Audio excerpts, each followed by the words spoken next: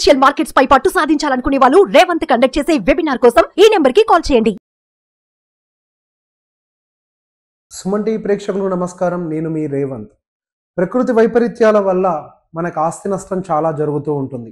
పర్టికులర్గా వరదలు వచ్చినప్పుడు మన వెహికల్ డ్యామేజెస్ అనేవి చాలా ఎక్కువగా ఉంటాయి. కొన్ని కార్లు అయితే నీటిలో మునిగిపోతాయి, కొన్ని కార్లు అయితే వరదకు కొట్టుకొని పోతూ ఉంటాయి. సో దీంట్లో కొంతవరకు మన ఆస్తి నష్టాన్ని తగ్గించుకోవడానికి కొన్ని మార్గాలు ఉంటాయి. డెఫినెట్గా అదే మనకి వెహికల్కి ఉండేటువంటి కార్ ఇన్సూరెన్స్. సో ఈ ఇన్సూరెన్స్ పాలసీస్ని యూజ్ చేసుకొని అసలు ఫస్ట్ మనం క్లెయిమ్ ప్రొసీజర్ అనేది ఎలా చేయాలి, అండ్ నెక్స్ట్ అసలు ఎలాంటి ఇన్సూరెన్స్ పాలసీ కనుక మీకు ఉండుంటే మీకు ఇప్పుడు క్లెయిమ్ ఎలిజిబిలిటీ ఉంటుంది, అండ్ నెక్స్ట్ ఇన్సూరెన్స్ తీసుకునే వాళ్ళు ఎలాంటి జాగ్రత్తలను తీసుకోవాలి, పర్టికులర్గా ఈ కార్ ఇన్సూరెన్స్ విషయంలో ఎలాంటి జాగ్రత్తలను తీసుకోవాలనే విషయం గురించి కూడా డీటెయిల్డ్గా ఎక్స్ప్లెయిన్ చేస్తాను స్టెప్ బై స్టెప్. సో డీటెయిల్గా ఈ వీడియో మొత్తం కూడా చూసే ప్రయత్నం చేయండి. అండ్ ఫస్ట్, ఎప్పుడైతే మీ కార్ అనేది వరదల్లో చిక్కుకుంటుందో సాధ్యమైనంత వరకు దానికి సంబంధించిన ఫొటోస్ అండ్ వీడియోస్ మీ దగ్గర పెట్టుకునే ప్రయత్నం చేయండి. ఆ టైంలో మీకు అవకాశం ఉండకపోవచ్చు, బట్ ఏ కొద్దిగా అవకాశం ఉన్నా కానీ ఆ వీడియోస్ కానీ ఫొటోస్ కానీ మీ దగ్గర ఉంచుకునే ప్రయత్నం చేయండి. అండ్ రెండు, ఇది ఇంకా చాలా ఇంపార్టెంట్, ఎటువంటి పరిస్థితుల్లో కూడా మీరు మీ కార్ ఇంజిన్ని మాత్రం స్టార్ట్ చేయకూడదు. ఒక్కసారి అది వరదలో చిక్కుకొని బయటకు వచ్చిన తర్వాత లేదా అక్కడ ఆగిన తర్వాత ఎటువంటి పరిస్థితిలో మీరు కార్ ఇంజిన్ని స్టార్ట్ చేయకూడదు. కార్ ఇంజిన్ స్టార్ట్ చేస్తే మీ ఇన్సూరెన్స్ రిజెక్ట్ అవ్వడానికి చాలా ఎక్కువ అవకాశాలు ఉంటాయి. మనం చెప్పకపోతే వాళ్ళకి ఎలా తెలుస్తుంది అని అనుకుంటారేమో. మీకు మీ ఒక్క కారు గురించే తెలుసు, కానీ వాళ్ళు కొన్ని వందల వేల కార్లను ఇన్స్పెక్షన్ చేస్తూ ఉంటారు. మనం చేసే ప్రతి పొరపాటు వాళ్ళు కనిపెట్టేస్తూ ఉంటారు. అండ్ నెక్స్ట్, ఇమీడియట్గా మీరు చేయాల్సిన మొదటి పని, మీ కార్ అనేది ఇట్లా వరదల్లో చిక్కుకున్నా కొట్టుకుపోయినా కానీ ఫస్ట్ మీరు మీ ఇన్సూరెన్స్ కంపెనీకి టోల్ ఫ్రీ నెంబర్కి ఫోన్ చేసి ఇమీడియట్గా ఇంటిమేట్ చేయండి. ఎటువంటి డిలే కూడా చేయకూడదు. సాధ్యమైనంత త్వరగా మీరు ఇన్సూరెన్స్ కంపెనీకి మాత్రం ఇన్ఫర్మేషన్ ఫస్ట్ పాస్ చేయాలి. అండ్ తర్వాత ప్రతి ఒక్క విషయాన్ని క్లియర్గా చెప్పండి, నిజం చెప్పండి, డీటెయిల్డ్గా ఎక్స్ప్లెయిన్ చేయండి. ఆ వరదలో చిక్కుకున్నప్పుడు మీ కార్ పార్క్ చేసుందా లేదా మీరు డ్రైవ్ చేస్తున్నారా, పార్క్ చేసి ఉంటే ఎక్కడ పార్క్ చేస్తుంది, అక్కడ ఉన్నటువంటి ప్రతి ఒక్క సిచ్యువేషన్ ని నిజాయితీగా డీటెయిల్డ్గా ఎక్స్ప్లెయిన్ చేయండి. వాళ్ళు ఇన్వెస్టిగేషన్ చేసేటప్పుడు మనం ఏ ఒక్క అబద్ధం చెప్పినా కానీ, ఒకవేళ మనం అబద్ధం చెప్పినట్టుగా కనుక వాళ్ళు గమనిస్తే మన ఇన్సూరెన్స్ పాలసీ అనేది రిజెక్ట్ అవ్వడానికి చాలా ఎక్కువ ఛాన్సెస్ ఉంటాయి. అండ్ నెక్స్ట్, మనం వాళ్ళకి విషయాన్ని ఎక్స్ప్లెయిన్ చేసిన తర్వాత కాల్ చేసి వాళ్ళు మనకి ఒక రిజిస్ట్రేషన్ నెంబర్ ఇస్తారు. క్లెయిమ్ రిజిస్ట్రేషన్ నెంబర్ ఒక రకంగా మనకి రిఫరెన్స్ నెంబర్ అని అనుకోవచ్చు. ఆ రిఫరెన్స్ నెంబర్ని మీరు చాలా జాగ్రత్తగా దాచిపెట్టుకోండి. సహజంగా డిలేస్ జరగడానికి అవకాశం ఉంటూ ఉంటుంది. కొన్నిసార్లు రిఫరెన్స్ నెంబర్ వాళ్ళు ఇవ్వకపోయినా కానీ మీరు అడిగి మాత్రం తీసుకోవాలి. రిఫరెన్స్ నెంబర్ ఇవ్వకపోతే ఆ క్లెయిమ్ రిజిస్ట్రేషన్ ప్రాసెస్ అనేది స్టార్ట్ అయినట్లు కాదు. సో ఖచ్చితంగా రిఫరెన్స్ నెంబర్ అనేది మీరు తీసి మీ దగ్గర పెట్టుకోవాలి. సో ఆ తర్వాత మీకు ఆ కంపెనీ నుంచి ఒక కాల్ వస్తుంది, స్పెసిఫిక్గా ఏ డేట్ ఏ టైంలో వచ్చి మీ కార్ని పికప్ చేసుకుంటారు అని. సో అప్పటి వరకు మీరు మీ కార్ని కదిలించే ప్రయత్నం మాత్రం చేయకండి. వాళ్ళు వచ్చి మీ కార్ని టో చేసుకొని నియర్లో ఉన్నటువంటి సర్వీస్ సెంటర్ ఆర్ గరాజ్ ఏదుంటే వాళ్ళకి అసోసియేటెడ్ ఏదుంటే అక్కడికి తీసుకువెళ్ళి ఆ కార్ని డ్రాప్ చేస్తారు. అక్కడ డ్రాప్ చేసిన తర్వాత నెక్స్ట్ ప్రాసెస్ లో వాళ్ళ యొక్క సర్వేయర్ అనే వాళ్ళు వచ్చి మీ కార్ని పూర్తిగా ఇన్స్పెక్షన్ చేస్తారు. ఆ ఇన్స్పెక్షన్ చేసిన తర్వాత ఆ ఇన్సూరెన్స్ కంపెనీ వాళ్ళు ఎంత పే చేస్తారు, మీరు ఎంతవరకు పర్సంటేజ్ వరకు కాంట్రిబ్యూట్ చేయాల్సి ఉంటుంది, అంటే మీరు ఎంతవరకు పే చేయాల్సి ఉంటుంది అన్న ఒక విషయం గురించి మీకు డీటెయిల్డ్గా ఎక్స్ప్లెయిన్ చేస్తారు.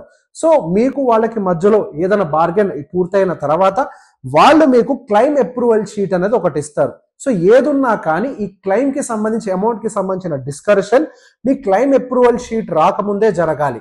క్లెయిమ్ అప్రూవల్ షీట్ వచ్చి మీరు దాని మీద సైన్ చేసిన తర్వాత ఇంకా ఎటువంటి మార్పులు చేర్పులు జరగవు. సో క్లెయిమ్ అప్రూవల్ షీట్ మీద సైన్ చేసే ముందు మీరు ఇవన్నీ చూసుకోండి. అండ్ ఆ క్లెయిమ్ అప్రూవల్ షీట్ మీద మీరు సైన్ చేసిన తర్వాత వాళ్ళ దగ్గర ఒక కాపీ ఉంటుంది. అండ్ దాంతో పాటుగా మీరు కూడా ఒక కాపీని ఖచ్చితంగా ఫ్యూచర్ రిఫరెన్స్ కోసం మెయింటైన్ చేయడం చాలా మంచిది.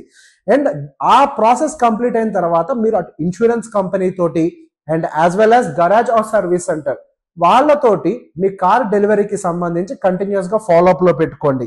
అండ్ ఒక్కసారి వాళ్ళ కంప్లైంట్స్ అనేవి రిజాల్వ్ అయ్యాయని మీకు ఇన్ఫర్మేషన్ ఇచ్చాక, ఇది చాలా ఇంపార్టెంట్, మీరు మీ కార్ని ప్రాపర్గా టెస్ట్ చేసుకోండి. మీరు డెలివరీ తీసుకునే ముందే అన్ని ఇన్స్పెక్షన్స్ మీ సైడ్ నుంచి కంప్లీట్ అవ్వాలి. ఒక్కసారి వాళ్ళు డెలివరీ ఇచ్చిన తర్వాత ఇంక ఇన్సూరెన్స్ వాళ్ళకి ఎటువంటి బాధ్యత ఉండదు. కాబట్టి ఏది ఉన్నా కానీ ప్రతి చిన్న డీటెయిల్ని మీరు చెక్ చేసుకున్న తర్వాత మాత్రమే మీరు వాళ్ళు ఇచ్చేటువంటి డెలివరీ పేపర్స్ మీద సంతకాలు పెట్టాలి.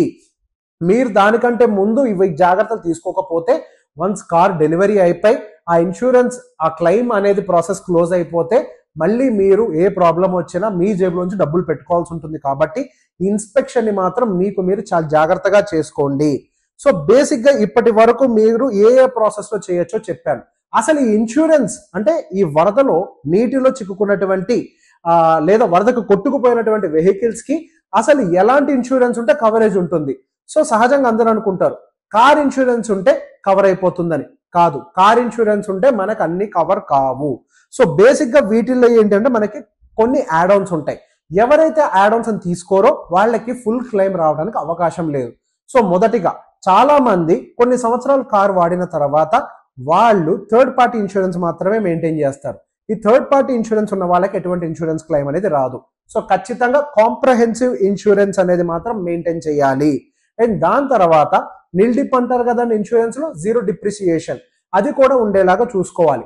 జీరో డిప్రిసియేషన్ గనక లేకపోతే సహజంగా వరదల్లో చిక్కుకున్నప్పుడు లేదా కొట్టుకొని వెళ్ళినప్పుడు ఏదైనా ఎక్కువగా డ్యామేజెస్ జరిగినప్పుడు వాళ్ళు మీ కార్ వాల్యూని పర్సంటేజ్ వైజెస్ లో డిప్రిషియేట్ చేసి బ్యాలెన్స్ అమౌంట్ మిమ్మల్ని పే చేయమని అడుగుతారు. సో ఇక్కడతో అయిపోతుందా? జీరో డిప్రిసియేషన్ ఉంటే మనకి ఫుల్ కవర్ వస్తుందా వరదలో చిక్కుకున్న దానికి అంటే ఇంకా కాదు. మనకి అసలు మెయిన్ గా డ్యామేజ్ అయ్యేది కార్ నీళ్లలో చిక్కుకున్నప్పుడు లేదా వరదలో చిక్కుకున్నప్పుడు అటు ఇంజన్ కానీ ఎలక్ట్రికల్ సర్క్యూట్స్ కానీ గేర్ బాక్స్ కానీ ఇట్లాంటివి సహజంగా ఎక్కువగా డ్యామేజ్ జరుగుతూ ఉంటాయి. సో ఇట్లాంటివన్నీ కూడా ఒక రెగ్యులర్ కాంప్రహెన్సివ్ ఇన్సూరెన్స్ లో మాత్రం కవరేజ్ లోకి రావు. సో మీరు వీటిని కవరేజ్ లోకి తెచ్చుకోవడం కోసం ఇంకొక యాడ్ ఆన్ ని మీరు ఖచ్చితంగా చేసుకోవాలి. దాన్నే engine protector and electric circuit cover అని అంటారు. ఈ యాడ్ ఆన్స్ గనక మీ వాటిలో లేకపోతే కారుకు జరిగే అదర్ డ్యామేజ్ కి ఇస్తారు, కానీ ఇంజన్ డ్యామేజ్ కి కానీ గేర్ బాక్స్ డ్యామేజ్ కి కానీ ఎటువంటి ఇన్సూరెన్స్ కవర్ అనేది ఇవ్వరు.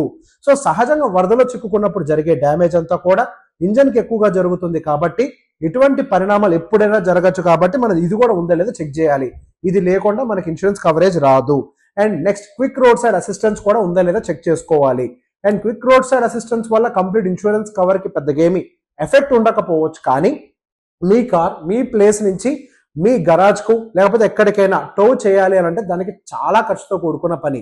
సో ఆ ఖర్చులు కూడా కవర్ చేయటం, దానికి ఇమీడియట్ గా రెస్పాన్స్ రావటం, ఇదంతా మీకు కవరేజ్ లో ఉండాలి అని అంటే మీరు క్విక్ రోడ్ సైడ్ అసిస్టెన్స్ ని కూడా మీరు ఖచ్చితంగా తీసుకోవాలి. లేకపోతే మీ ప్రాసెస్ కూడా బాగా డిలే అవడానికి అవకాశం ఉంటుంది.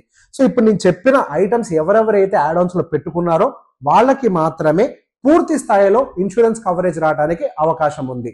అండ్ నెక్స్ట్ ఇక మీదట కొత్తగా ఇన్సూరెన్స్ తీసుకునే వాళ్ళు మాత్రం ఖచ్చితంగా ఇప్పుడు నేను చెప్పే కొన్ని జాగ్రత్తలు మాత్రం ఫాలో అవ్వాలి. ఎటువంటి పరిస్థితుల్లో అయినా సరే మీరు రెన్యువల్ అవ్వచ్చు, కొత్త కారు కావచ్చు, ఎటువంటి కండిషన్ అయినా సరే తక్కువ రేట్లో ఉంది కదా అని చెప్పి ఆ ఇన్సూరెన్స్ వైపు చూడటం కాదు. ఆ ఇన్సూరెన్స్ లో ఏమేమి కవరేజ్ లో ఉన్నాయనేది పూర్తిగా గమనించండి. అండ్ నెక్స్ట్ ఇన్సూరెన్స్ కవరేజ్ తీసుకునేటప్పుడు మీరు ఐడివి వాల్యూని సహజంగా రెడ్యూస్ చేస్తూ ఉంటారు.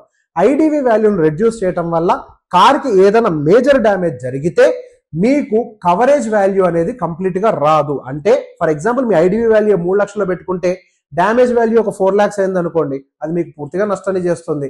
సో బేసిక్ గా సాధ్యమైనంత వరకు మీ ఐడివి వాల్యూని ఎక్కువగా పెట్టడానికి ట్రై చేయండి. అండ్ దాని తర్వాత అండ్ ఎప్పుడైనా గమనించుకోండి, మనకి ఈ కీకి సంబంధించినటువంటి ఇన్సూరెన్స్లు ఉంటాయి కదా, అవన్నీ కూడా పెద్ద యాడ్ ఆన్స్ లేకపోయినా కానీ వీటిని మాత్రం కవరేజ్ లో పెట్టుకోండి. అండ్ ఇంకొక మాట చెప్పాలనుకుంటున్నాను పర్సనల్ గా, కార్ ఇన్సూరెన్స్ పే చేయడానికి డబ్బులు లేవు అని మనం అనుకుంటే అసలు మన కార్ మెయింటైన్ చేయడానికి అర్హులమే కాదు. సో బేసిక్ గా కార్ ఇన్సూరెన్స్ తీసుకునేటప్పుడు మనం పూర్తిగా ఇవన్నీ కవరేజెస్ లో ఉండేలాగా చూసుకోవాలి. కార్ కాంప్రహెన్సివ్ ఇన్సూరెన్స్ అనేది ఒక రకంగా చెప్పాలి అంటే పూర్తిగా కవర్ చేయదు. సో ఇవన్నీ కూడా మీరు యాడ్ చేసుకుంటేనే పూర్తి కవరేజ్ మీ కార్ కి వస్తుంది. ఏది తీసుకోకుండా జస్ట్ మామూలు కాంప్రహెన్సివ్ తీసుకున్నట్లయితే మీ మీద బర్డెన్ పట్టడానికి ఎక్కువ అవకాశాలు ఉంటాయి. ఈ వీడియో కనుక మీకు నచ్చినట్లయితే ఎవరెవరి కార్స్కి అయితే బాగా డ్యామేజ్ జరిగిందో, ఎవరికైతే ఇన్సూరెన్స్ అవసరాలు ఉన్నాయో వాళ్ళందరికీ కూడా ఈ వీడియోని షేర్ చేసే ప్రయత్నం చేయండి. Thank you.